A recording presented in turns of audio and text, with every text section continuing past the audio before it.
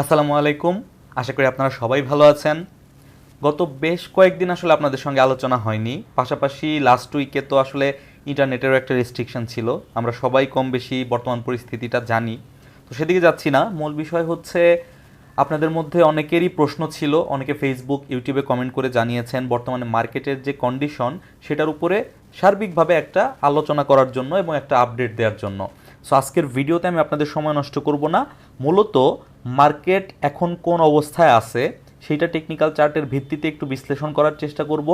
দ্বিতীয়ত, মার্কেটের বর্তমান কন্ডিশনে কোন স্টকগুলো আসলে আমাদের নজরে আসতে পারে, কোন স্টকগুলোর প্রতি আমাদের ফোকাস হওয়া উচিত, কোনগুলো আসলে লং টার্মের জন্য আমরা বিবেচনা করতে পারি, কোন স্টকগুলো থেকে আমরা শর্ট টার্মে কিছু প্রফিট বের করার চেষ্টা করতে পারি বা কিভাবে সেগুলোকে ম্যানেজ করতে পারি, সেই সম্পর্কে আমি আমার ব্যক্তিগত অভিজ্ঞতার আলোকে আপনাদের সঙ্গে কয়েকটি কথাবার্তা জাস্ট ফর্মাল ডিসকাশন করব। সো প্রথমে আমরা যদি ইন্ডেক্সের দিকে একটু তাকাই, তাহলে ইন্ডেক্সকে আমি দুইটা আঙ্গিকে আপনাদেরকে দেখাতে চাই। এইটা হচ্ছে আমাদের ইন্ডেক্সের ফ্রেশ চার্ট। আপনি যদি এলিয়ট ওয়েবের ভিত্তিতে আমাদের ইন্ডেক্সটাকে অ্যানালিসিস করেন, যে কোনো এলিয়ট ওয়েব অ্যানালিসিস এক্সপার্ট যারা আছেন তারাও দেখবেন যে ইন্ডেক্স আসলে একটা সার্কেল কমপ্লিট করার পথে। ইন্ডেক্স এই মুহূর্তে একটা ফুল ওয়েব সার্কেল কমপ্লিট করার পথে। আপনি ইন্ডেক্সে যদি দেখেন, এখানে একটা আপ মুভমেন্ট ছিল এবং এই আপ মুভমেন্টটার এগেনস্টে মার্কেটে যে এবিসি করে কারেকশনটা হয়, সেই কারেকশনটা কিন্তু এখানে অব্যাহত আছে এবং এই কারেকশনের যে এক্সপেক্টেড এন্ড পয়েন্ট, সেই এন্ড পয়েন্টের রিজনে কিন্তু মানে সেই এন্ড পয়েন্টের যে জোনটা হতে পারে এক্সপেক্টিং জোন, সেই জোনটার মধ্যে বর্তমানে মার্কেট অবস্থান করছে। সো এইখান থেকে আমাদের প্রেডিকশন হচ্ছে মার্কেট এনি টাইম একটা বাউন্স ব্যাক করার চেষ্টা করবে। আবারও বলছি, মার্কেট এই লেভেলের আশেপাশে থেকে, নট নেসেসারি আগামীকাল সকালে উঠেই মার্কেট পজিটিভ হয়ে যেতে হবে, বাট এই লেভেলের আশেপাশে থেকে মার্কেট একটা বাউন্স ব্যাক করার চেষ্টা করার পসিবিলিটি থাকবে। এটা হচ্ছে এলিয়ট ওয়েবের অ্যাঙ্গেলে যদি আপনি মার্কেটটাকে দেখেন, বিশ্লেষণ করেন, তাহলে রেজাল্টটা এটা দাঁড়ায়। আপনি যদি নর্মালভাবে আমাকে জিজ্ঞেস করেন মার্কেটের সাপোর্ট, আপনারা যেটা জিজ্ঞেস করে থাকেন যে সাপোর্টটা আসলে কোথায় আছে, আমি আপনাদেরকে একটু একদম রিয়েল চার্ট যেটা দেখলে আপনিও বুঝতে পারবেন যে আসলে সাপোর্টটা কোথায়। সাপোর্টের মানে হচ্ছে ফাউন্ডেশন। তো একটা ফাউন্ডেশন যখন তৈরি হয়, সেটা একটা ভিজিবল ফাউন্ডেশন হতে হয়। সো এই ভিজিবল ফাউন্ডেশনটাকে যদি আপনি একবার পিক করতে পারেন, তাহলে খালি চোখে দেখে আপনি নিজেও বুঝতে পারবেন, আপনার আরেকজনের পরামর্শ লাগবে না যে আসলে সাপোর্টটা কোথায়। একটু খেয়াল করেন, মার্কেট যখন সর্বশেষ ডাউন ট্রেন্ডটা অব্যাহত রেখেছিল, এই ডাউন ট্রেন্ডের সর্বশেষ এরিয়াতে মার্কেট এই জায়গাটাতে অ্যাকুমুলেট হয়েছিল। অ্যাকুমুলেট হয়েছিল কেন বললাম? যখন একটা নির্দিষ্ট এরিয়ার মধ্যে মার্কেট সাইডওয়েজ মোমেন্টামে থাকে, একটা সার্টেন রেঞ্জের মধ্যে প্রতিদিন up down up down up down করতে থাকে, সেই জোনটাকে মূলত বলা হয় অ্যাকুমুলেশন জোন। অ্যাকুমুলেশন জোনের মানেটা আবার কি দাঁড়ায়? অ্যাকুমুলেশন হওয়ার পরে মার্কেট আইদার সেই জায়গাটা থেকে ব্রেকআউট করে উপরের দিকে মুভমেন্ট করে, অথবা ব্রেকডাউন করলে পরবর্তীতে মার্কেট নিচের দিকে চলে যায়। যদি মার্কেট নিচের দিকে চলে যায়, তাহলে এই যে অ্যাকুমুলেশন জোনটা তৈরি হয়েছিল, পরবর্তীতে ওপরে ওঠার সময় এই অ্যাকুমুলেশন জোনটাই মূলত রেজিস্ট্যান্স হিসেবে তাকে বাধা দিবে। আবার ঠিক তেমনিভাবে যখন মার্কেট ওই লেভেলটাকে ব্রেক করে উপরে উঠে যাবে, পরবর্তীতে আস্তে আস্তে করে আবার নিচের দিকে নামবে, তখন সেই লেভেলটাই সাপোর্টে পরিণত হবে। কারণ কি, ধরেন আমরা যদি সিম্পলভাবে বুঝাই, এইটা ধরেন একটা দুইতলা বিল্ডিং, রাইট? এটা আপনার বাসা। এই যে নিচের অংশটা, এই নিচের অংশটা হচ্ছে আপনার গ্রাউন্ড ফ্লোর, একতলা। পরবর্তীতে এইটা আপনার ছাদ, এই ছাদের উপরে এটা হচ্ছে আপনার দুইতলা। এবার দেখেন, নিচতলা থেকে যখন আপনি মার্কেটে ওপরের দিকে উঠতেছেন, আপনি ডেফিনেটলি আপনার একতলার ছাদে গিয়ে আপনার মাথাটা বাড়ি খাবে। বাড়ি খেলে আপনি বাধাপ্রাপ্ত হয়ে নিচের দিকে পড়বেন। এটাকেই বলে মূলত রেজিস্ট্যান্স। ঠিক তেমনিভাবে যখন আপনি সিঁড়ি বেয়ে একতলা থেকে দোতলায় উঠে যাবেন এবং পরবর্তীতে দুইতলা থেকে নিচের দিকে পড়তে শুরু করবেন, আপনার পায়ের নিচে কিন্তু এই ছাদটা তখন ফ্লোর হিসেবে কাজ করবে, মানে এইটাই আপনার সাপোর্টে পরিণত হবে। তো এইটুকু বুঝতে পারলেন। এবার দেখেন ঘটনাটা কি ঘটলো, এটি অ্যাকচুয়ালি সাপোর্ট রেজিস্ট্যান্স কিনা সেটা বোঝার উপায় কি। অনেকে তো বলতে পারে এইটা একটা সাপোর্ট, এটা একটা সাপোর্ট। হ্যাঁ, এগুলো প্রত্যেকটাই এক একটা সাপোর্ট, কিন্তু কোন সাপোর্টটাকে আসলে আমরা ধরবো আর কোন সাপোর্টটাকে আমরা অত গুরুত্ব দিয়ে দেখবো না, সেটা একটা গুরুত্বপূর্ণ ফ্যাক্টর। আপনি একটু খেয়াল করেন, মার্কেট যখন এখান থেকে টানা পজিটিভ হওয়া শুরু করলো উইথ ইনক্রিজিং ভলিউম, তখন মার্কেট এই লেভেলটাতে যাওয়ার পর ঠিক এই যে সাদ বা রেজিস্ট্যান্স যেটা বলতেছি, এইখানে গিয়ে মার্কেট সেল প্রেসার পেল। এটা কিন্তু বড় একটা সেল প্রেসার।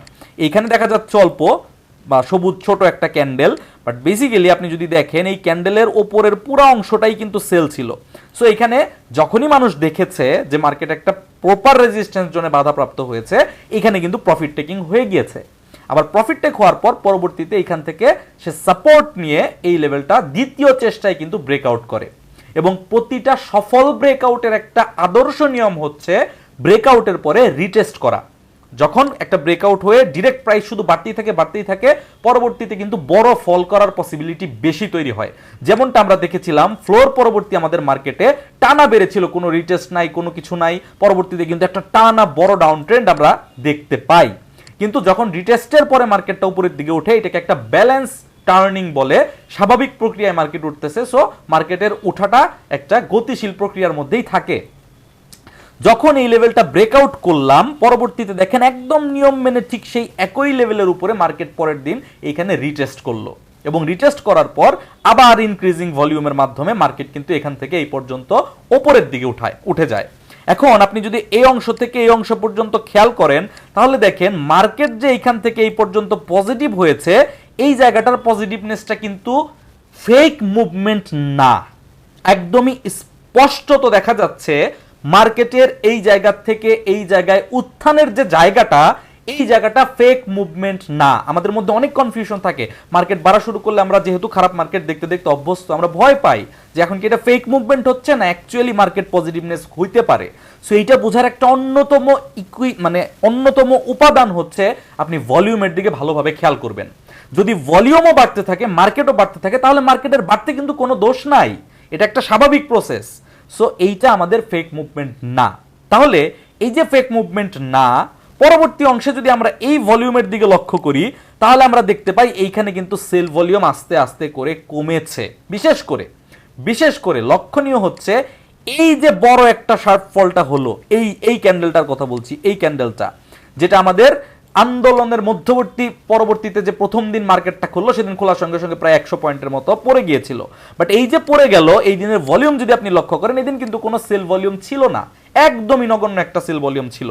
এবং আমি আমার একাধিক ভিডিওতে বারবার আপনাদেরকে বলেছি, মার্কেটে যদি কখনো এভারেজ লোয়েস্ট যে ভলিউমটা আছে, সেই ভলিউমের চাইতেও মার্কেট যদি আস্তে করে নিচের দিকে নেমে যায়, তাহলে সেই লেভেলে নামার পর মার্কেটে আর নিচে নামার জায়গা থাকে না, পরবর্তীতে ভলিউম বাড়ে।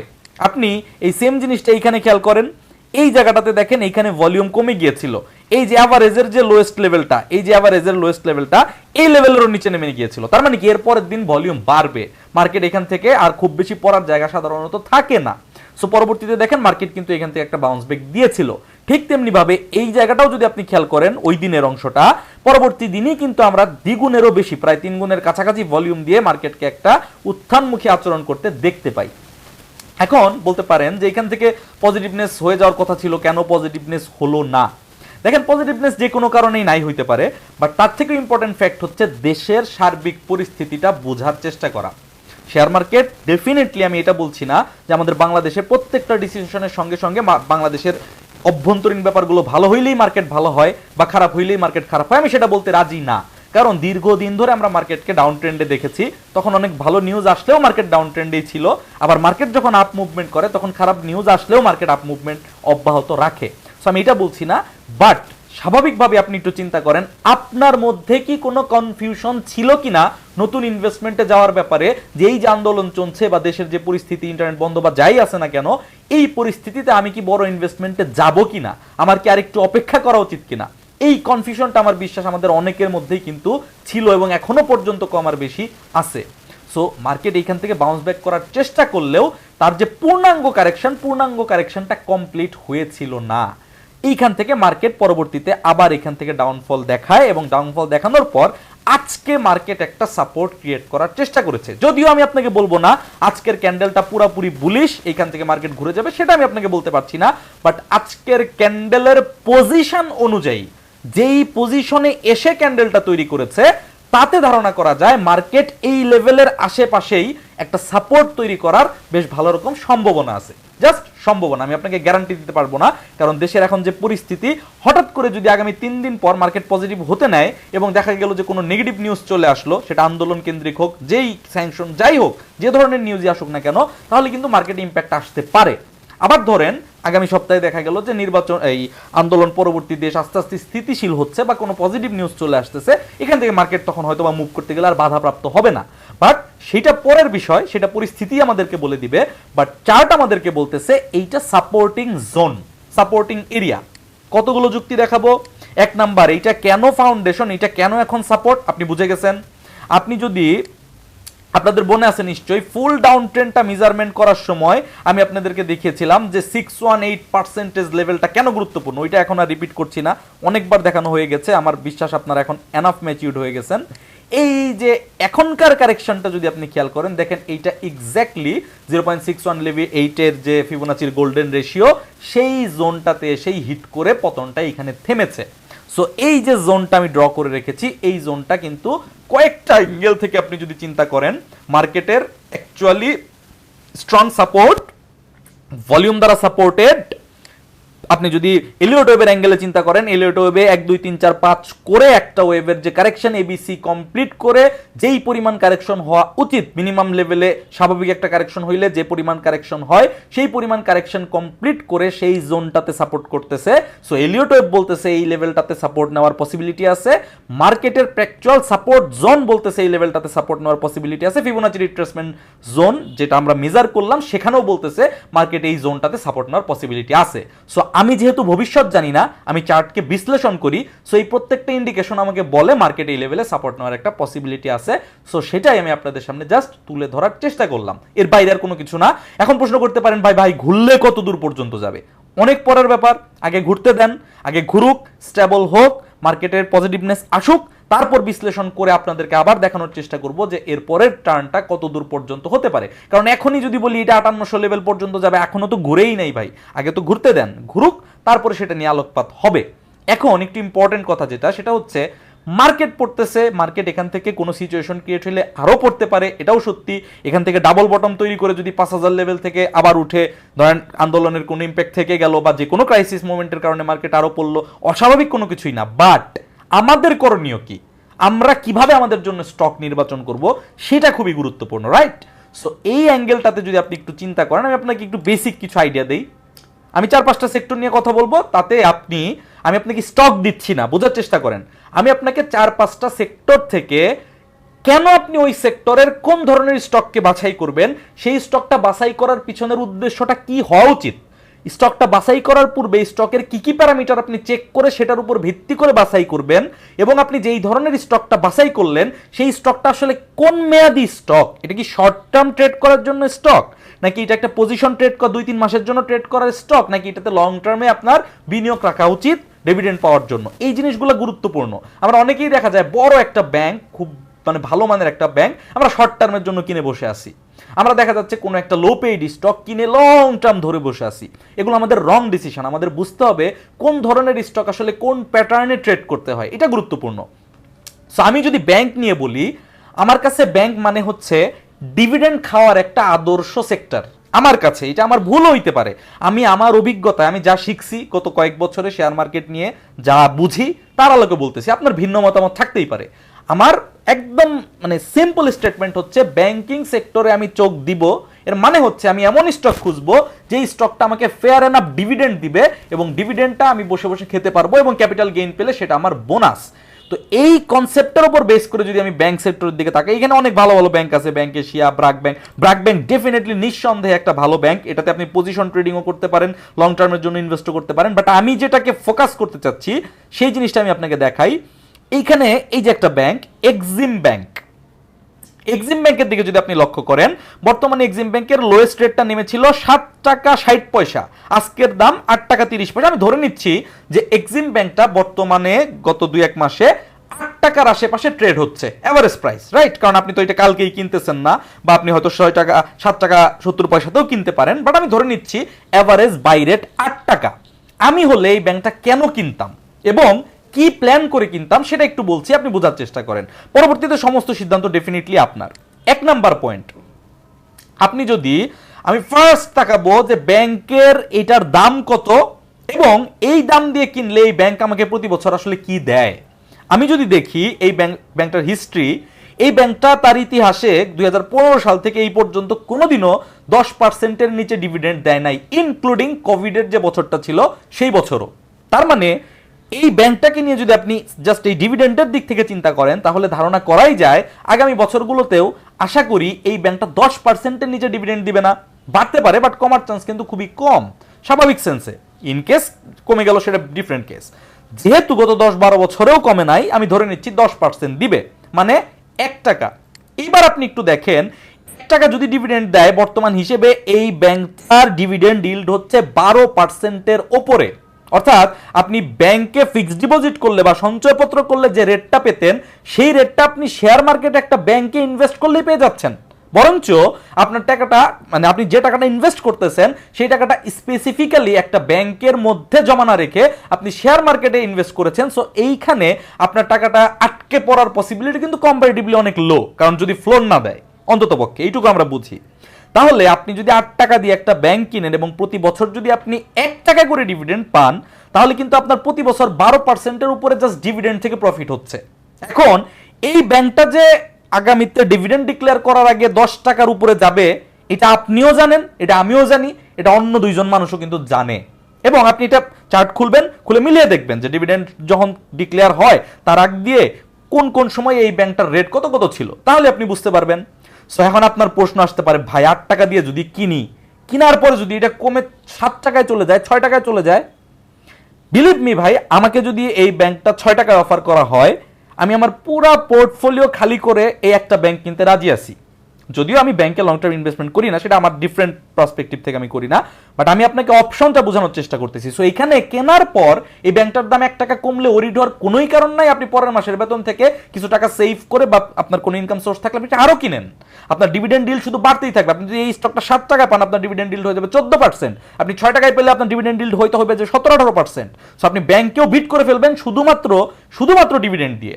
সো এই যে যারা বলেন শেয়ার মার্কেট ডাউন ট্রেন্ডে আছে, এত খারাপ অবস্থা, প্রফিট করতে পারতেছি না, একবার চোখ বন্ধ করে খেয়াল করে দেখেন আপনি গত 3-4 বছরে শেয়ার মার্কেট থেকে প্রতি বছর কত পার্সেন্ট করে প্রফিট করতেছেন। যদি আপনার উত্তর হয় ভাই কখনো একটু করতেছি, আবার দেখা যাচ্ছে কখনো প্রফিটই হচ্ছে না, উল্টা লস করতেছি, তাহলে আপনার কাছে আমার প্রশ্ন, নিরাপদে এই ধরনের স্টক কিনে বছর বছর 12% ডিভিডেন্ড আপনি পাবেন, সেখানে আপনার আপত্তিটা কোথায়? বরঞ্চ এই স্টকটা যদি 8 টাকা থেকে 10 টাকায় যায়, that is 20% capital gain. So আপনি যদি ব্যাংকটা এই বছর কিনেন, আমি ধরে নিচ্ছি আগামী 2 বছর এই স্টকটা কোনোদিনও আর 10 টাকায় যাবে না, দেশের অবস্থা খুব খারাপ, মেনে নিলাম। তাহলে 2 বছরে আপনি 12% করে 12-24% প্রফিট পেলেন 2 বছরে। 2 বছর পরেও কি এই স্টকটা 10 টাকায় যাবে না? যদি 10 টাকায়ও যায়, আপনার 8 টাকা থেকে 10 টাকায় গেলে আরো 20% প্রফিট। তার মানে 2 বছরে আপনি 24% পাচ্ছেন ডিভিডেন্ড থেকে, আর 20% পাচ্ছেন এই স্টকটা থেকে। তাহলে 20 আর 24-এ 44% প্রফিট 2 বছর পর, আফটার 2 ইয়ার্স।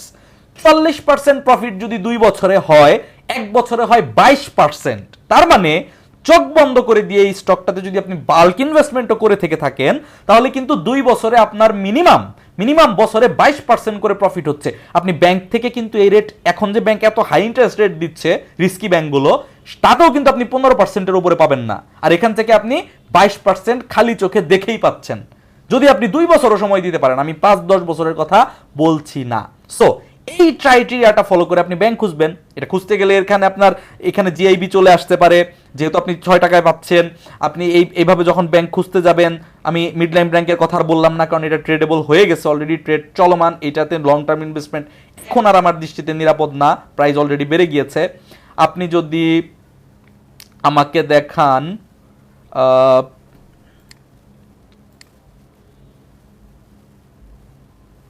আরো 2-একটা ব্যাংক আছে, একটা সেকেন্ড, প্রিমিয়ার ব্যাংকে যদি আপনি লক্ষ্য করেন, তাহলে আপনি দেখবেন এই ব্যাংকটা 9 টাকার ঘরে পাওয়া যাচ্ছে, 9 থেকে 10 টাকার মধ্যবর্তী দামে এটা পাওয়া যাচ্ছে।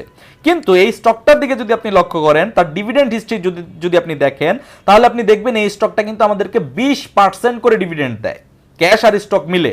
আর ক্যাশ 12.5% ফিক্স গত 3 বছর যাবত দিয়ে যাচ্ছে। তাহলে এই স্টকটা যদি আপনি 9 টাকার ঘরে কিনতে পারেন, এই স্টকটাও কিন্তু আপনাকে সেম 12.76% ডিভিডেন্ড দিচ্ছে। এই স্টকটা কেনার পরে দাম 2 টাকা কমলো, 1 টাকা বাড়লো, এই ফ্যাক্ট কনফিউশন আমি যাচ্ছি না, আমি সেই প্রেডিকশন আপনাকে দিচ্ছি না, আমি আপনাকে জাস্ট দেখাচ্ছি আপনি যদি এই দামে কিনেন আর এই স্টকটা যদি জাস্ট এই গ্যাপটা ফিল আপ করে এই 12 টাকা পর্যন্তও যায়, 20%-এর উপরে পাবেন ক্যাপিটাল গেইন, আর এখানে 12.5 25% পাবেন হচ্ছে আপনি ডিভিডেন্ড থেকে। তার মানে ঘুরে ফিরে বছরে আপনার 20 থেকে 25% একদম ফ্রেশ প্রফিট থাকবে, এখানে কোনো সন্দেহ নাই। মার্কেট বুলরানে গেলে এই স্টকগুলোর দাম 20 টাকা হইতে পারে, আমি ওই কোনো ধরনের কনফিউশনে যাচ্ছি না, আমি একদম ওর সিচুয়েশন চিন্তা করে আপনাকে বলতেছি। মার্কেট যদি এমনই থাকে, মার্কেট যদি আর ভালো নাই হয় 2 বছর, তাও এই ধরনের স্টকে যদি আপনি লং টার্মে বিনিয়োগ করেন, আপনি কিন্তু মার্কেট থেকে বছরে 20% এভারেজ প্রফিট গেইন করতে পারবেন। আরও আছে এরকম, যমুনা ব্যাংকটা কোথায়, যমুনা ব্যাংক, এই যে যমুনা ব্যাংক বর্তমান মূল্য কত, 17 টাকা। আমি যদি ডিভিডেন্ড ইল্ডের দিকে তাকাই, 10%-এর উপরে সে ডিভিডেন্ড ইল্ড দিচ্ছে আমাকে। আমি যদি তার মানে ডিভিডেন্ড হিস্ট্রি দেখি, ইন্টারনেট স্পিড খুব খারাপ, আপনারা সবাই জানেন, লোড হচ্ছে না। তো এনিওয়ে, আপনি আশা করছি কনসেপ্টটা বুঝে গেছেন কিসের উপর ভিত্তি করে এবং কি কারণে আমরা ব্যাংকে ইনভেস্টমেন্ট করতে পারি। সিমেন্টের দিকে প্রচুর এলএসবিএল আছে, অনেকেই বলবে ভালো স্টক, আমিও বলছি ভালো stock, but LSBL is for long term. আপনি যদি লং টার্ম ইনভেস্ট করতে চান তাহলে এলএসবিএল আপনার জন্য এখান থেকে একটা ভালো অপশন। হিডেলবার্গ সিমেন্ট নিয়ে আগেই বলেছিলাম, অনেকটা গেইন দিয়ে দিয়েছে, আশা করছি আরো কিছুটা পথ দিবে, বাট নতুন বিনিয়োগের জন্য ভেবে চিন্তে টেকনিক্যাল এক্সপার্ট হলেই আপনি করতে পারেন, আদারওয়াইজ এটা ইনভেস্টেবল না, এটা ট্রেডেবল, এটার ইনভেস্টমেন্টের জায়গাটা ফুরিয়ে গিয়েছে অলরেডি। কনফিডেন্স সিমেন্ট হেভি একটা অবস্থানে আছে, আপনি শেয়ার সংখ্যা দেখেন, আপনি তার পি রেশিও দেখেন, আপনি তার হিস্টোরিক্যাল প্রাইস দেখেন, সেই রেটে আপনি পাচ্ছেন 60 টাকা দিয়ে ইন অ্যাভারেজ। 60 টাকা দিয়ে এই স্টকটা কিনে যদি আপনি 1 বছরের মতো হোল্ড করতে পারেন, এই স্টকটার ইয়ারলি গেইন আপনি একটু খেয়াল করে দেখবেন, অ্যাট লিস্ট আমার বিশ্বাস আপনাকে 50% পর্যন্ত প্রফিট দেওয়ার পসিবিলিটি থাকবে এই স্টকটা থেকে। এই স্টক যদি গত বছরের হাইটাকেও টাচ করে, এই বছরের যে হাই মানে রিসেন্টলি সমসাময়িক যে হাইটা ঘটেছিল বছরে, এই 90 টাকাতেও যায়, 60 টাকা থেকে 90 টাকাতে গেলে কিন্তু 50% প্রফিট। সো এরকম অনেকগুলো শেয়ার আপনি এখান থেকে পাবেন। আমি একটা দিয়ে আপনাদেরকে দেখাচ্ছি, কারণ আমি অনেক শেয়ার নিয়ে কথা বললে শেয়ারের সংখ্যা অনেক বেড়ে যাবে, অযথা তর্ক বিতর্ক তৈরি হবে, কোনো দরকার নাই। সিরামিকে শর্ট টার্ম ট্রেডিং এর জন্য মুন্নু সিরামিকের দিকে নজর দিয়ে রাখতে পারেন, বাট এখনো ক্যাপাবল হয় নাই। আরও কারেকশন হয়ে ইউটার্ন নিলে তখন আমি সিরামিক নিয়ে আর খুব বেশি কথা বলতে আগ্রহী না। ইঞ্জিনিয়ারিং সেক্টর থেকে আপনি দেখবেন অনেকগুলো স্টক, বেশ অনেকগুলো স্টক, এই যে বিবিএস কেবল ফর এক্সাম্পল, এই স্টকটা আপনি দেখতেছেন পি রেশিও নেগেটিভ, ইপিএস খারাপ, এগ্রি, আমি আপনার সাথে এগ্রি করি ভাই, ইপিএস এই স্টকটার এই মুহূর্তে খারাপ আছে, বাট আপনি গত 2 বছরের আগের এই স্টকের হিস্ট্রিক্যাল পি, তারপরে এই স্টকটা কি পজিশনে ছিল, মার্কেট প্রাইস কেমন থাকে, তার ন্যাপ কত, এই সমস্ত জিনিস বিবেচনা করে যদি আপনি দেখেন যে এই স্টকটা 22-23 টাকা 24 টাকায় পাওয়া যাচ্ছে, তাহলে এই স্টকটা কিন্তু ডেফিনেটলি ইনভেস্টেবল। আমি ট্রেডের কথা বলতেছি না, ডেফিনেটলি ইনভেস্টেবল। এবং এই স্টকটা টুডে অর টুমোরো আমরা ডেফিনেটলি আবার 50 টাকার আশেপাশে দেখব, সময় লাগবে, সময় দিতে হবে, বাট আমাদের নজরে রাখার মতো সুযোগ কিন্তু আছে। বিডিথাই বা জেড ক্যাটাগরি হইতে পারে, যাইতে পারে, এই ধরনের শেয়ার যারা টেকনিক্যাল অ্যানালিসিস এক্সপার্ট তারা নজরে রাখবেন ট্রেড করার জন্য, বাট এগুলো ইনভেস্টেবল শেয়ার না। সো ওগুলো নিয়ে আমি কথা বলছি না, আমি আজকে শুধুমাত্র সাধারণ বিনিয়োগকারীদের জন্য কথা বলছি। বিএসআরএম স্টিল একটু খেয়াল করে দেখেন, যার ন্যাপ প্রায় 80 টাকা, পি রেশিও হচ্ছে মাত্র 5, বর্তমানে এই শেয়ারের শেয়ার সংখ্যা হচ্ছে 37 কোটি। এর থেকে ভালো আপনার কি লাগে লং টার্ম ইনভেস্টমেন্টের জন্য? আবারও বলছি, লং টার্ম ইনভেস্টমেন্টের জন্য। আমি আপনাকে বলি না এইটা শর্ট টার্মে আপনাকে অনেক প্রফিট দিয়ে দিবে, বাট যেই রেটে আছে এই রেটে কিনলে আপনি 50% প্রফিটের টার্গেট নিয়ে বছরখানেক হোল্ড করতে পারেন, এইরকম একটা পজিশনে শেয়ারটা আছে। এগুলো কেন বলতেছি, আরো একটা দুটো দেখাই, তারপর আমি ইয়েতে যাই। যেমন জিপিএস ইস্পাত 14 পি রেশিওতে ঘোরাঘুরি করতেছে, 50 টাকার উপরে ন্যাপ 25 টাকার মধ্যে দাম চলতেছে, 25 টাকার নিচে যদি আপনি জিপিএস ইস্পাত পিক করেন, আমি আপনাকে তারপরেও বলবো এগুলো কিন্তু লং টার্ম ছাড়া পিক করেন না। কারণ এই যে স্টিল সেক্টর, এই স্টিল সেক্টরটা কিন্তু এখনো পর্যন্ত খুব বেশি প্রফিটেবল হয়ে উঠতে পারে নাই, এই যে যুদ্ধ পরিস্থিতি বা সামগ্রিক পরিস্থিতির কারণে, বাট টুডে অর টুমোরো এই সেক্টরটাও প্রফিটেবল হয়ে যাবে। সো আপনি ইনভেস্টের চিন্তা করলে কিন্তু আপনি নজর রাখতেই। এখন আবার বলতে পারেন যে ম্যাক্সিমাম স্টক আসলে ইনভেস্টেবল স্টকের কথা বলতেছি, কারণ আমাদের দেশে তো আবার সাধারণ বিনিয়োগকারী আমরা যারা আছি, আমাদের লং টার্ম ইনভেস্টমেন্ট খুব একটা পছন্দ না, আমরা চাই স্বল্প সময় প্রফিট গেইন করতে, এবং ডিভিডেন্ড খাওয়ার লোকজনের সংখ্যাও কম, সবাই আসলে ক্যাপিটাল গেইনটার উপরই ফোকাস করে, এটা বাস্তবতা মানতে হবে, অস্বীকার করার কোনো জায়গা কিন্তু এখানে নাই। তো এখানে আপনি দেখেন এই যে মীর আক্তার একটা স্টক, যার টোটাল শেয়ার সংখ্যা 12 কোটি, তার মানে কি এটা ইঞ্জিনিয়ারিং সেক্টরে অন্যান্য শেয়ারের যে কোয়ান্টিটি, সেই কোয়ান্টিটির বিবেচনায় করলে এই স্টকটা কিন্তু মোটামুটি কিছুটা লো পেইড ক্যাটাগরিতে পড়ে। আপনি যদি ফান্ডামেন্টালে যান, এটা কিন্তু 121 কোটি পেইড আপ ক্যাপিটালের একটা শেয়ার, তার মানে কম্পারেটিভলি লো ভলিউমের মার্কেটে 600 কোটির ভলিউমে যদি মার্কেট রান করে তাহলে এই ধরনের শেয়ার মুভমেন্ট করানো খুব একটা সমস্যা না। সো আপনি যদি এটা রেজাল্ট সব কিছু মিলিয়ে বিবেচনা করেন, 50 আছে এনএভি ন্যাভ, সো সব কিছু মিলিয়ে এবং ইয়ারলি লোতে আছে এই স্টকটার ইয়ারলি লো 35 টাকা, লাইফ টাইম চার্ট বের করেও মিলিয়ে দেখবেন ভালো একটা পজিশনে আছে। সো এই ধরনের শেয়ার আপনি চাইলে লং টার্ম ইনভেস্টমেন্ট না করে পজিশন ট্রেডিং এর জন্য 4-5-6 মাস এরকম একটা টার্গেট নিয়ে এই সমস্ত শেয়ারে আপনি ট্রেড করতে পারেন। রিস্ক ফ্রি, কিন্তু রিস্ক কিন্তু খুবই কম। এখন এই ধরনের শেয়ার কেনার পরে 2 টাকা কমাটা কোনো সমস্যা না তো ভাই, 2 টাকা কমুক না, আপনার টার্গেট তো থাকবে এই স্টকটা থেকে 30% প্রফিট জেনারেট করা। স্টকটা 50 টাকার উপরে গেলে না আপনি বিক্রি করবেন। সো আপনি 35 টাকা দিয়ে কেনার পরে এটা 32 টাকা 33 টাকা কেন গেল, মার্কেট কেন খারাপ হইলো, ওই হাই হতাশ করার কোনো জায়গা কিন্তু এখানে নাই।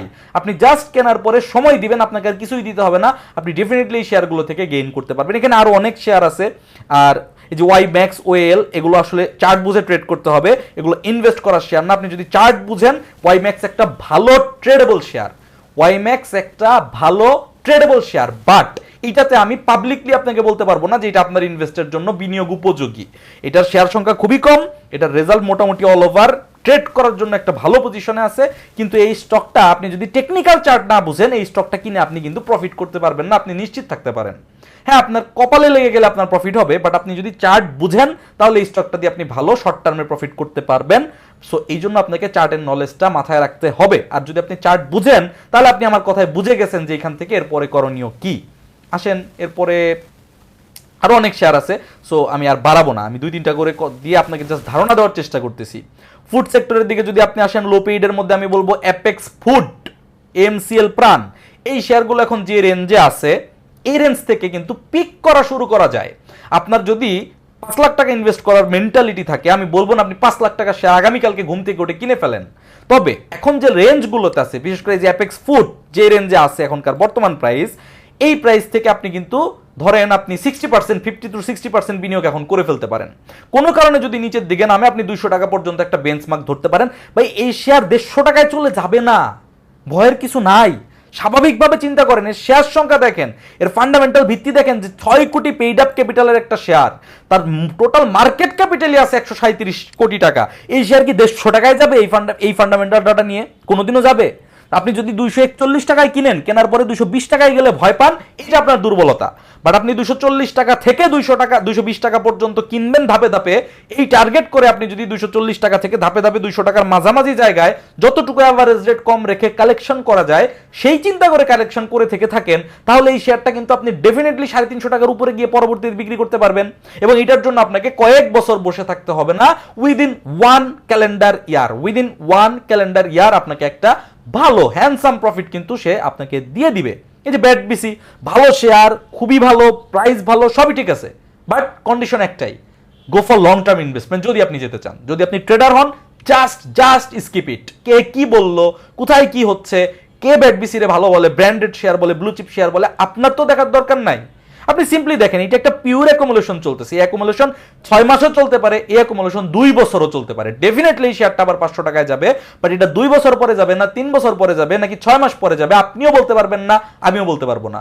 আর এইটার পেইড আপ ক্যাপিটাল, ওভারঅল যে কন্ডিশন, সবকিছু মিলে এই শেয়ারটা কিন্তু একদম বাজে মার্কেটে, লো ভলিউমের মার্কেটে বড় মুভমেন্ট করতে পারবে না, এটা পসিবল না, টাকার ভ্যালুতে এটা পসিবল না। সো এই ধরনের শেয়ারে যদি আপনি যান, আপনি যেতেই পারেন, আপনি লং টার্ম ইনভেস্টমেন্টের প্ল্যান করে এই ধরনের শেয়ারে যান।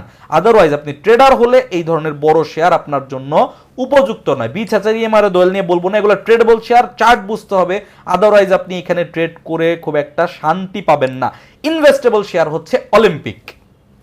এই যে বর্তমানে এক্স্যাক্টলি আজকের দিনেই যে প্রাইসটা চলে 119 টাকা, এই প্রাইজেই ইনভেস্টেবল, একদম খোলা মনে বলতেছি, এই প্রাইজেই ইনভেস্টেবল। হ্যাঁ, 100 টাকা পর্যন্ত নামতে পারে, ইতিহাস বলে নামতে পারে, সো আমি অস্বীকার করতে পারবো না নামতে পারে না, কিন্তু সেইটা হবে মোর ডিসকাউন্টেড প্রাইস। সো টেনশনের কোনো কিছু নাই। আজকেও যদি আপনি এই শেয়ারটাতে নতুন করে ইনভেস্ট করেন বছর খানেকের জন্য, এটা 1 মাসের জন্য ইনভেস্ট করলে হবে না। দেখেন এই শেয়ারটা কিভাবে মুভ করার পসিবিলিটি আছে, আমি বোঝানোর চেষ্টা করি জাস্ট। এই যে ডাউনফল আপ, এই যে ডব্লিউ এর বটম, এইভাবে, তার মানে এইখান থেকে এই পর্যন্ত যাইতে যাইতে 2025 সাল চলে আসবে। সো আপনার যদি সেই মেন্টালিটিটা থাকে এবং নিরাপদে আপনি একটা ভালো প্রফিট করার মুডে থাকেন, আপনি যদি ধৈর্যশীল হন, আপনি যদি ভালো শেয়ারে থাকতে চান, that is for you. So আমি আপনাকে আরেকটা আছে আরডি ফুড। আপনি যদি পজিশন ট্রেড করতে চান 2 বছর লাগবে না, এটাতে 2 বছর লাগবে না। এখন যে প্রাইস আছে ঠিক এই প্রাইস থেকেই যদি আপনি কালেকশন করা শুরু করেন 29 টাকা 30 টাকা এই রেঞ্জ থেকেই, এই শেয়ারটাকে কিনে যদি আপনি 30% প্রফিটও টার্গেট করেন 30 টাকা থেকে 40 টাকায় গেলে বিক্রি করে দিব, পজিশন ট্রেডিং করব 3 থেকে 6 মাস টাইমের জন্য, দ্যাট ইজ ফর ইউ। আমি জাস্ট আপনাকে ভ্যারিয়েশনটা বোঝাচ্ছি যে অলিম্পিক কখন, আরডি ফুড কখন। অলিম্পিক আমাকে ইনভেস্ট করতে হবে 10 বছরের জন্য না হলেও বছর খানেকের জন্য, একটা ক্যালেন্ডার ইয়ার টার্গেট ধরে আমি 120 টাকায় কিনবো, আমি 160 টাকার উপরে গেলে বিক্রি করব, 180 টাকায় গেলে বিক্রি করব, এরকম একটা টার্গেট রাখে। আর আরডি ফুড আপনাকে কিনতে হবে আমি পজিশন ট্রেড করব 3 থেকে 6 মাসের জন্য, এটার কোয়ার্টারটাকে অবশ্যই ফলো করতে হবে, ফলো করে আমি 30 টাকায় কিনবো, আমি 40 টাকায় বিক্রি করব, 30% প্রফিট। সো পার্থক্যগুলো শেয়ারের সংখ্যার উপর নির্ভর করে, শেয়ারের কন্ডিশন এবং সংখ্যার সাথে ম্যাচ করে আপনাকে আসলে টাইমিং সেট করতে হবে। আপনি যদি মানে এমন একটা শেয়ার কিনে বসে আছেন, ধরেন আপনি জিপি কিনে বসে আছেন এই সময় 300-500 কোটি টাকা ভলিউমের মার্কেটে, আপনি খুব দ্রুত প্রফিট চান, very difficult, it is very very difficult. Power সেক্টরে মাল্টিপল শেয়ার আছে দেখানোর মতো, বাট আমি আপনাকে জাস্ট দুটা শেয়ার দেখাই।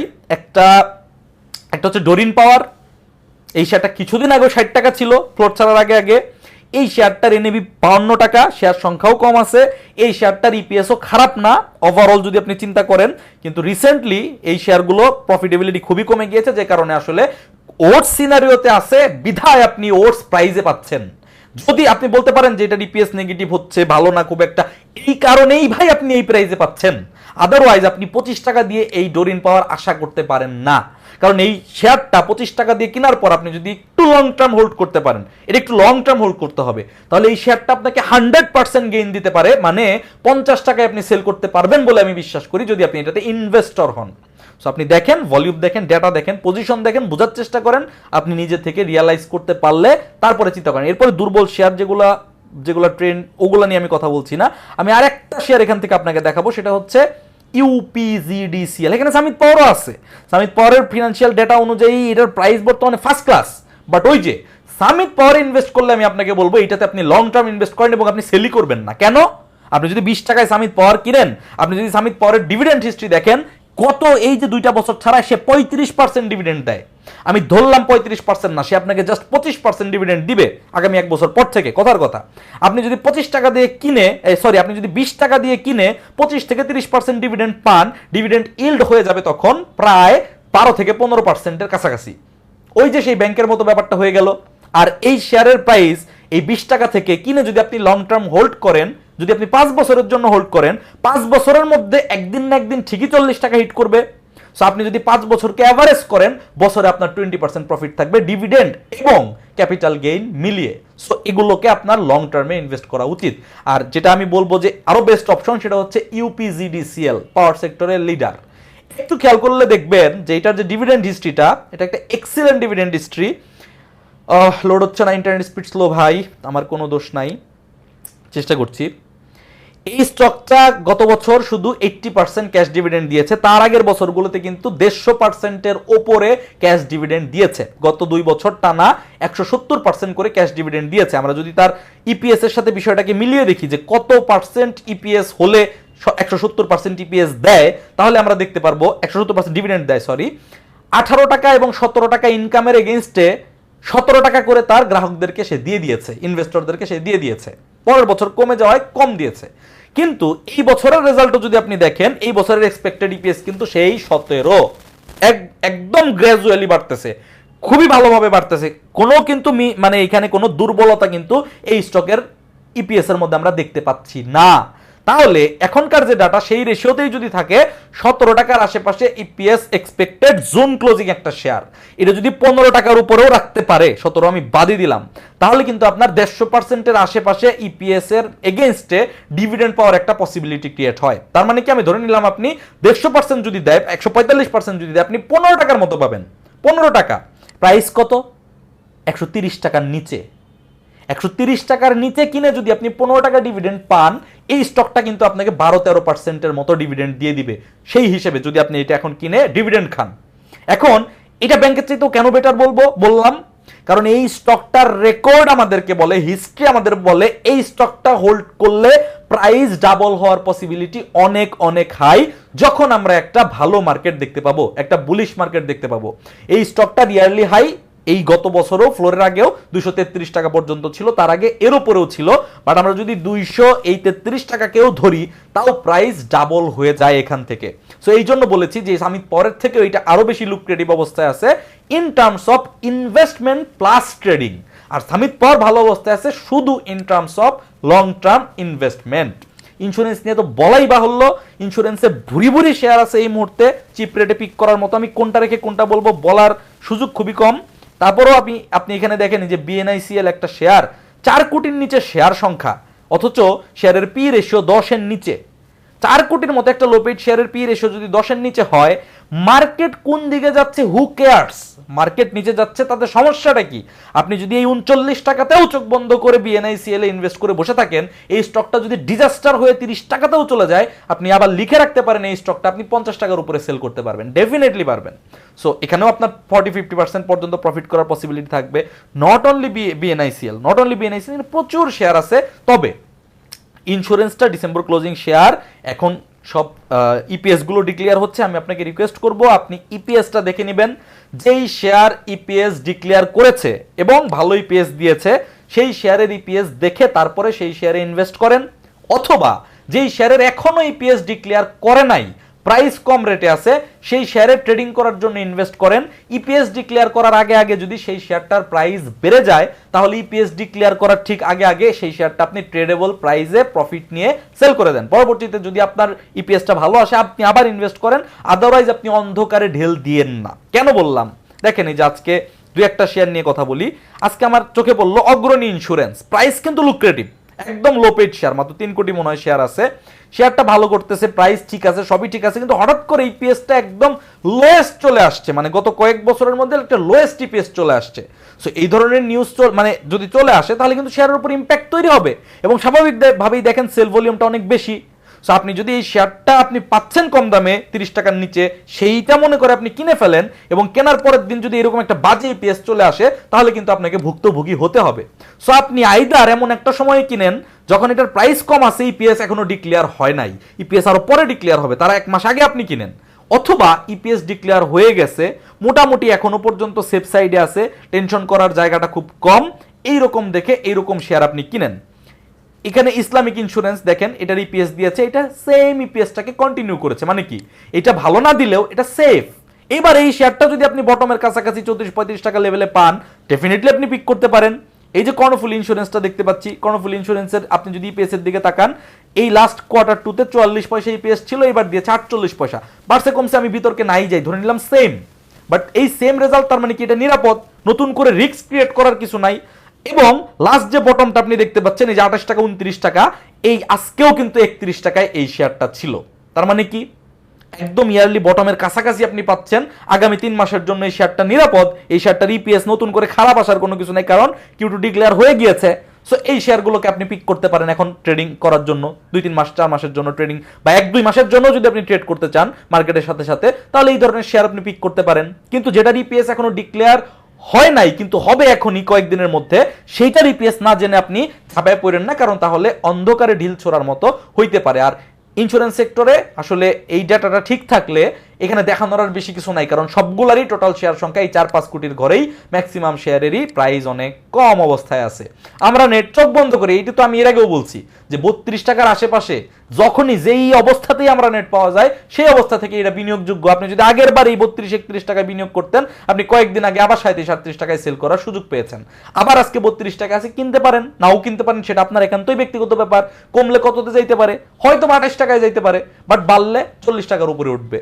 সো এইটাই পসিবিলিটি, এইটুকু রিস্ক তো আপনাকে নিতেই হবে শেয়ার মার্কেটে। আর আপনি কমলে তো সেল করে দিচ্ছেন না, আপনি ওয়েট করতেছেন। So definitely tradable share, investable share. আমরা take also investable at this price range, 20-22 টাকা রেঞ্জে এই শেয়ারটাকে অবশ্যই ইনভেস্ট করা যায়।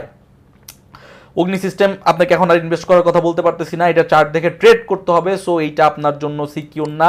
বিডিকমও চার্ট দেখে ট্রেড করতে হবে। এনিওয়ে, মানে একটা সেক্টর থেকে অনেক শেয়ার আপনাকে দেখানো আমার উদ্দেশ্য না, আমি আপনাকে দুইটা একটা করে দেখিয়ে জাস্ট বুঝিয়ে দিচ্ছি, বাকিটা আপনার কাজ। সোনালী আঁশ দেখেন ভাই, 1 কোটি শেয়ার সংখ্যা, তার পি রেশিও 13, তার পি রেশিও 13। এই শেয়ারটার চার্টে এখানে একটা গ্যাপ আছে, এই জায়গায় একটা প্রাইস গ্যাপ আছে 257 টাকা পর্যন্ত, 281 টাকায় এখন আছে।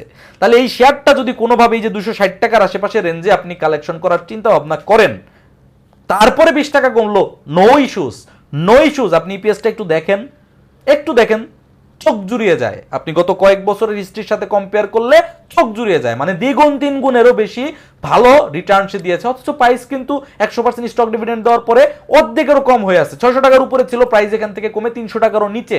P ratio 13। আপনার কি মনে হয় 1 কোটির একটা লো পেইড শেয়ারের পি রেশিও 13তে থাকবে?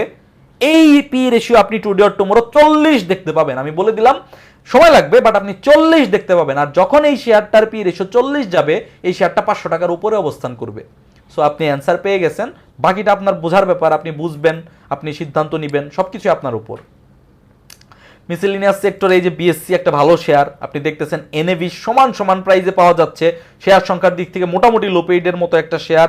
আপনি ইপিএস দেখতেছেন পজিটিভ, সবকিছু মোটামুটি ঠিকঠাক আছে। আপনি যদি ইনভেস্ট করতে চান নিঃসন্দেহে ইনভেস্ট করতে পারেন, এখানে তো ভয় পাওয়ার কিছু নাই। মার্কেটের কি হইলো, মার্কেট কোন দিকে গেল? ইন্ডেক্স এগ্রো মাত্র 4.5 কোটি শেয়ার, মানে একটা পিওর লোপেড শেয়ার এই সেক্টর থেকে চিন্তা করলে। সেই শেয়ারটা যখন 60 টাকায় পাওয়া যায়, পি রেশিও তার 13-14তে থাকে, কেন আমরা ভয় পাবো? এখানে কেনার পরে কি হইলো, কয়দিন সময় লাগলো, এটা যদি আপনার কনসিডারেশন হয়, তাহলে আপনি চার্ট শেখেন, ট্রেনিং করেন, টেকনিক্যাল অ্যানালিসিস এক্সপার্ট হন, আপনি তখন প্রাইস ব্রেকআউট হওয়ার পরে শর্ট টার্ম ট্রেড করবেন। Otherwise this is excellent opportunity to invest here. So এখানে ভয়ের কিছু নাই। মার্কেট কোন দিকে গেছে এটা নিয়ে আপনার ওরিড হওয়ার বেশি কিছু নাই। সিনো বাংলাও ভালো শেয়ার, বাট সিনো বাংলার চাইতেও আমি দেখতে পাচ্ছি ইন্ডেক্স এগ্রো আরো বেশি চিপ অবস্থায় আছে। মিউচুয়াল ফান্ড নিয়ে আমি কথা বলবো না, কারণ মিউচুয়াল ফান্ড আমি মনে করি যে আপনাদের জন্য এই মুহূর্তে খুব বেশি সুইটেবল ট্রেডেবল শেয়ার না। তারপরেও মার্কেট মাঝে মাঝে মুভমেন্ট করলে মিউচুয়াল ফান্ডও মুভমেন্ট করে, ইটস ট্রু, বাট এখানে একটু মানে পিক অ্যান্ড থ্রোটা খুব ডিফিকাল্ট, টাইমিং মেলানোটা একটু ডিফিকাল্ট। সো আমি ওইটাতে যাচ্ছি না। বিপিএমএল ডেফিনেটলি একদম চিপ রেটে নাই, বাট 100% ইনভেস্টেবল অবস্থায় আছে। এখান থেকে কমলেও মেজর কমার কিছু। মুনিসিপাল পেপার প্রক আপনাকে চার্ট দেখে ট্রেড করতে হবে, এগুলো লং টার্ম ইনভেস্টমেন্টের ট্রেড না। এই দুইটা হচ্ছে রেগুলার বেসিসে প্রফেশনালি আপনার ট্রেডেবল শেয়ার ট্রেড করার জন্য, এই জন্য আপনার জন্য ঠিক আছে। সোনালী পেপার এই মুহূর্তে ইনভেস্টেবল প্রাইসে চলে আসছে, 3 কোটি শেয়ার সংখ্যা, 12 পিতে চলতেছে।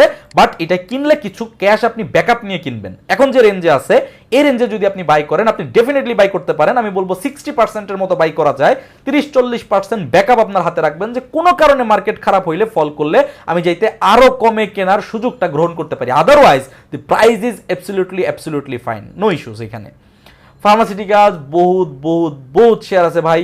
ইনভেস্ট করতে চাইলে Acme lab one of the best share যদি আপনি ইনভেস্টর হন। আর আপনি যদি ট্রেড করতে চান তাহলে আপনি Asiatic lab, Navana Pharma, JHRML এই ধরনের শেয়ারগুলোতে নজর দিতে পারেন। ইনডেপথে আর যাব না, ভিডিওটা অনেক লম্বা হয়ে গেছে। আর 2-3টা শেয়ার দেখিয়ে আমি মোটামুটি ভিডিওটা ক্লোজের দিকে যাব। সার্ভিস সেক্টর থেকে আমি আপনাকে বলবো সাপোর্টটা একটা বেস্ট পিক পজিশনে আছে, এরকম লেভেলে আপনি চাইলে কিন্তু শেয়ারটাতে ইনভেস্ট করতে পারেন। অনেক বছরের জন্য না, 6 মাসের মতো সময় দিলে আপনি একটা রিটার্ন পেয়ে যাবেন বলে আমি বিশ্বাস করি। কপাল ভালো থাকলে এটা 2 মাসেও পেয়ে যেতে পারেন, বাট এটা মার্কেটের উপর ডিপেন্ড করবে। ইন্ডেক্সের ফ্যাক্টটা কোথায় দেখেন, ইন্ডেক্স যদি ভালো হয়ে যায় দ্রুত সময়ে, তাহলে আপনার এইখান থেকে আপনার হয়তো বা এই যে 30 টাকায় যাইতে 20-25% প্রফিট পাইতে হয়তো 1 থেকে 2 মাস সময় লাগবে। বাট মার্কেট যদি স্লো মুভ করে, এইখানে অনেক সময় অতিবাহিত করবে, 22 টাকা, 23 টাকা, 24 টাকা, 25 টাকা ঘোরাঘুরি করবে। মার্কেটের মতো চলতে থাকবে, ইন্ডেক্স পড়বে, নো ইস্যুস।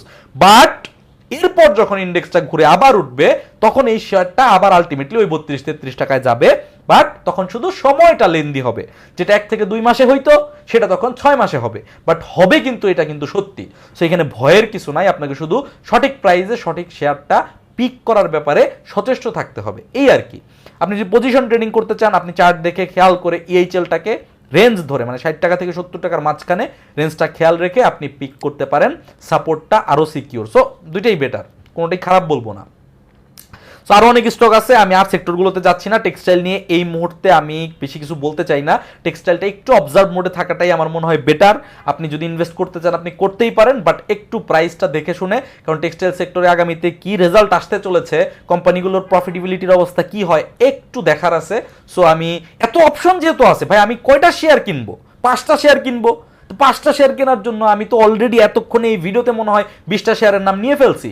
সেখান থেকে আপনি আপনার পছন্দ মতো 5টা পিক করে নেন, তাহলে আপনাকে যেইখানে আপনি একটু কনফিউজ, যেখানে আপনার সেক্টরের শেয়ার সংখ্যা অনেক বেশি, আপনি কোনটাতে যাবেন বুঝতে পারতেছেন না, একটু দূরে থাকেন। আপনি যদি টেকনিক্যাল এক্সপার্ট হন তাহলে যে এএল এর মতো শেয়ার আপনার জন্য বেস্ট, কিন্তু আপনি যদি টেকনিক্যালি এক্সপার্ট না হন, চার্ট কম বুঝেন, তাহলে কিন্তু এএল আপনার জন্য বেস্ট না। তাহলে হইতে পারে হালিফের মতো বা আরো কোনো কম দামি শেয়ার যেগুলো নিচের দিকে আছে, অ্যাপেক্স স্পিন যেগুলো কম প্রাইস আছে, এরকম শেয়ার হয়তো আপনার জন্য বেস্ট। সো আপনি আপনার মতো করে অ্যানালিসিস করেন, যদি কনফিউজড হন তাহলে ওই সেক্টরটা আপনি বাদ দেন। অনেকে প্রশ্ন করেন যে ভাই আপনার মতামত কি, আগামীতে কোন সেক্টরটা লিড দিতে পারে। দেখেন আপনি একটু খেয়াল করার চেষ্টা করেন, ফ্লোর প্রাইস ছাড়ার পর থেকে মার্কেটে কি আদৌ কোনো সেক্টর টানা লিড দিতে পেরেছে? আপনার কাছে আমার প্রশ্ন। যদি না পেরে থাকে তাহলে আমি প্রেডিকশন করব কেন? যেটা ঘটতেছে আমি সেটাকে ফলো করব, এটাই তো আমার করণীয়। তার মানে আমাদের উচিত মার্কেট আমাদেরকে কি দেখাচ্ছে সেইটাকে আয়না চশমা পরে না থেকে খালি চোখে দেখার চেষ্টা করা, রাদার দেন অনেক বেশি বেশি প্রেডিক্ট করা। আমরা এই জিনিসটাই ভুল করে ফেলি। মার্কেট আমাদেরকে দেখাচ্ছে যে বিভিন্ন সেক্টর থেকে যখন যে শেয়ারগুলোর প্রাইস অতিরিক্ত কমে যাচ্ছে, রিকভারির সময় সেই শেয়ারগুলোই আবার বাড়তেছে। আবার কিছু কিছু শেয়ার আত্মাবটো বা এরকম কিছু কিছু শেয়ার আছে যেগুলো অনেক ট্রেন্ডি অবস্থায় থাকে, পরবর্তীতে কারেকশনের সময় বাড়ি খেয়ে অনেকটা প্রাইস কমে যায়, পরে যখন মার্কেট আপ ট্রেন্ডে যায় তখন আবার ওই শেয়ারগুলোই সবচেয়ে বেশি বেশি বাড়ে। তার মানে কি, ওই যে বাড়া শেয়ারগুলো যেগুলো, সেগুলো কিন্তু আপনি অ্যানালিসিস না জানলে আপনার কোনোভাবেই পিক করা যাবে না। তাহলে আপনি ট্র্যাপে পড়ে যাবেন, আপনি সঠিক এক্সিটটা করতে পারবেন না। এন্ট্রি হয়তো করতে পারবেন, সঠিক সময় এক্সিট করতে না পারার কারণে আপনি লসে পড়ে যাবেন।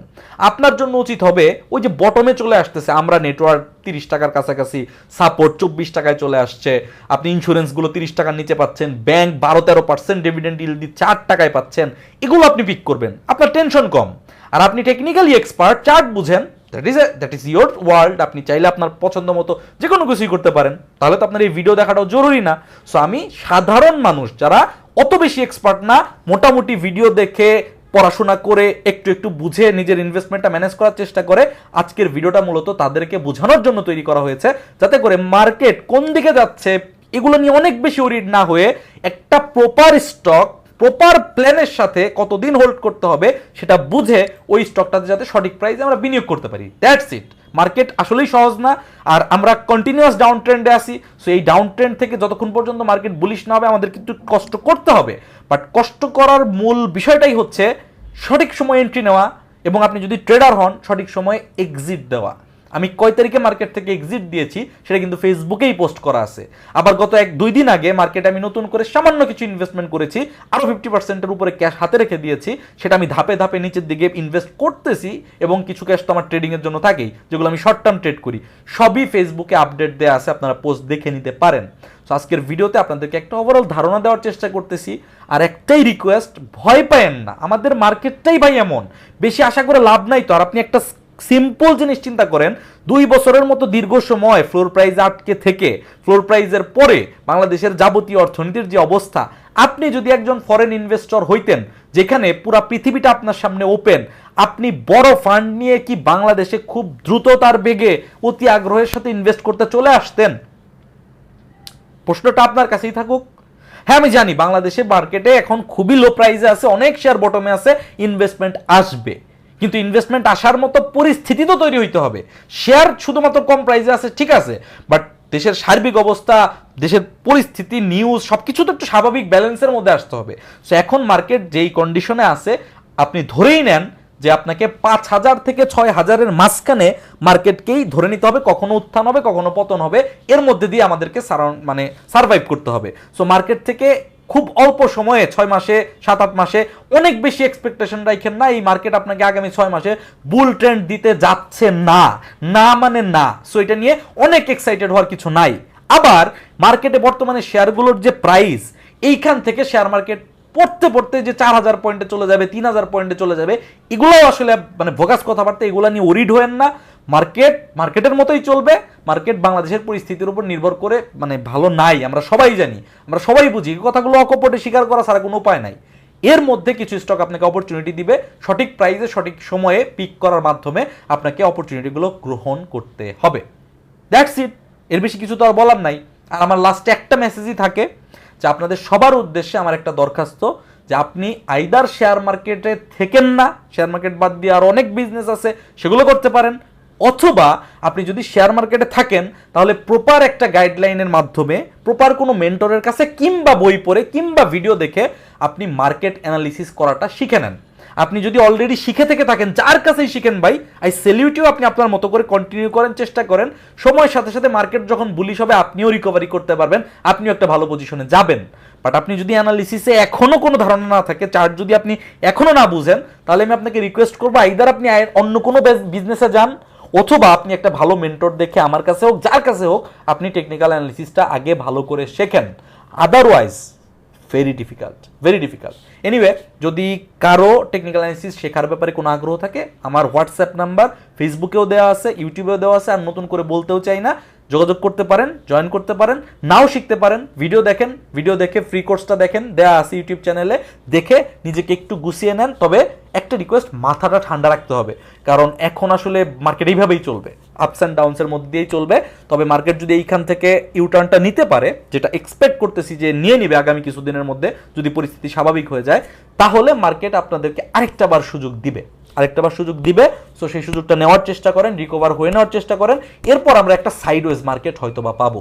ওই সাইডওয়েজ মার্কেটটাও আমাদেরকে বিজনেস করার অপরচুনিটি দিবে। তবে সেটার জন্য ডেফিনেটলি চার্ট বুঝতে হবে, কারণ গণহারে স্টক বাড়বে না, গণহারে স্টক বুল মার্কেট ছাড়া বাড়ে না।